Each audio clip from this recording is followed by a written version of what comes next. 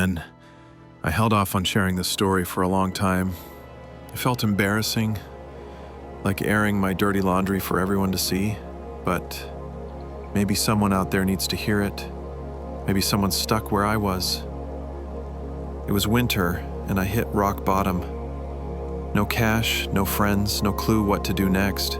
I was renting this tiny, rundown room on the edge of town, walls so thin you could hear the neighbors sneeze, and the wallpaper in the corner was peeling from dampness. The heat barely worked, radiators were lukewarm at best, and the window let in drafts like it was trying to freeze me out. I slept in my old parka, didn't even take it off at night, zipped up to my chin, scarf wrapped tight, hood pulled over my head. The bed creaked like it was about to collapse, and the mattress was so thin I felt every spring digging into my back. Some nights I'd wake up shivering, teeth chattering, toes numb. My bank account? $26. I'd check it on my phone and my stomach would drop every time. $26. That was it. My phone was almost always on airplane mode, partly to save battery, but mostly to avoid staring at a blank screen. No notifications, no calls, no texts. Sometimes I'd think, if I just vanished, would anyone even notice? Maybe the landlord I owed last month's rent to. When you've got nothing left to lose, falling isn't the scariest part. It's realizing you don't see a reason to get back up. I'd wake up late, 2 in the afternoon, sometimes 4, open my eyes and just lie there, 30 minutes, 40, an hour, staring at the ceiling where a crack snaked across like a river on a map. My head was full of static, like an old fan humming but not doing much else. Thoughts would swirl, but none of them stuck. Food? That's a stretch.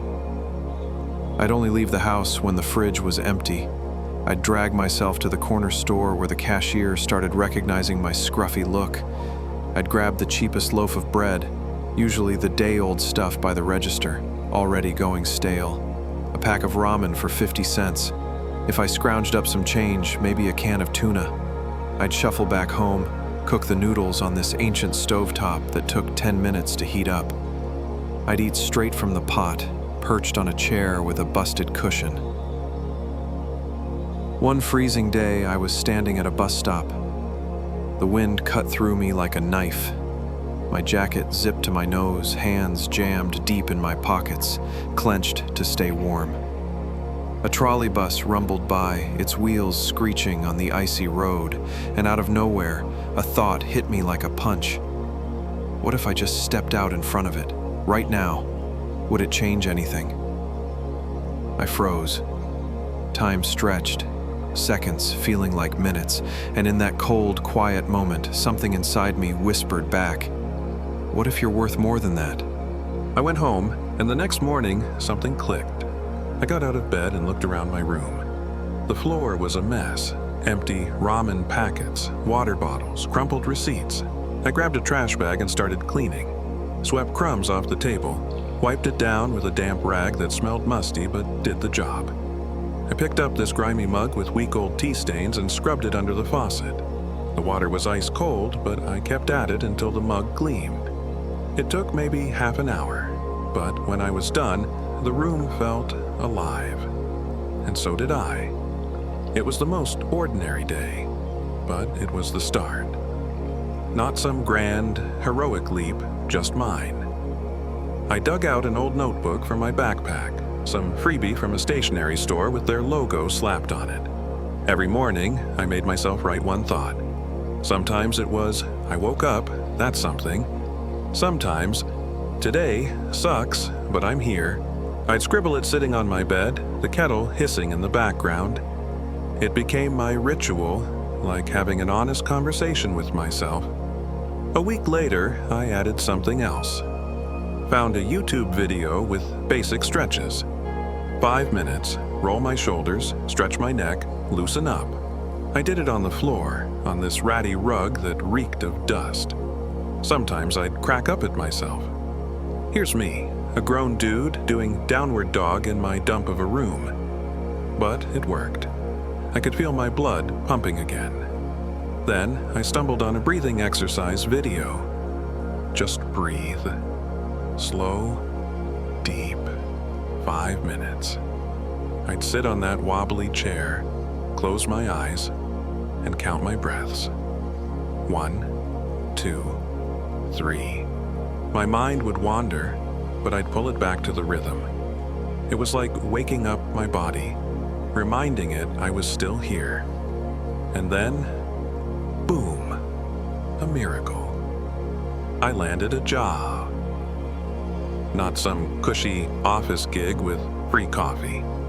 I was cleaning hallways in apartment buildings, hauling a heavy bucket of bleach water, mopping until my arms ached. The smell of cleaner clung to my hands, but I didn't care. Every scrubbed stair was proof I'm doing something. I'm alive. First paycheck? $300. I went to the store and bought new socks, warm, wool ones with a goofy reindeer pattern, and a pair of $10 earbuds. That night, I plugged them in, played some old song I loved back in high school, and just sat there, feeling the bass thump in my ears. Then, I started learning. Found free online courses, some on coding basics, some on graphic design. Every night after work, I'd fire up my ancient laptop that sounded like a lawnmower. 20 minutes, maybe 30. My eyes would burn, but I'd push through. Reading, watching, trying. One night I passed out at the table, face planted on the keyboard. Then came the first clients. Freelance stuff. First one asked for a logo for $20. I spent 3 nights tweaking every line in a free design app. Then, a second client. A third. I started earning just a bit more than I spent. Bought a decent jacket. Paid off my rent debt. One morning sticks out in my memory. I woke up to my alarm, 8 a.m., not 4 p.m. My chest didn't feel like it was carrying a cinder block for once. I brewed coffee, not the instant crap, but real grounds, from a sale bin. I walked to the bathroom mirror. My face was tired, bags under my eyes, but it was my face. I smiled, and I knew I'm moving forward. I'm not a millionaire. I didn't build a tech empire or whatever, but I learned to show up for myself, to listen, to trust myself. And if you're where I was, lying in the silence, drowning in the emptiness, wondering what's the point, let me tell you, you're not broken. You're just beat. And that's okay. Start small. Wash one mug. Write one thought. Take 5 deep breaths. You don't have to save the world, but you owe it to yourself to save you. One step at a time. No rush. This path is yours. It doesn't start with luck, it starts with quiet, and your honest "I'll try." Back then, I had no idea where I was headed, but now I know where I came from.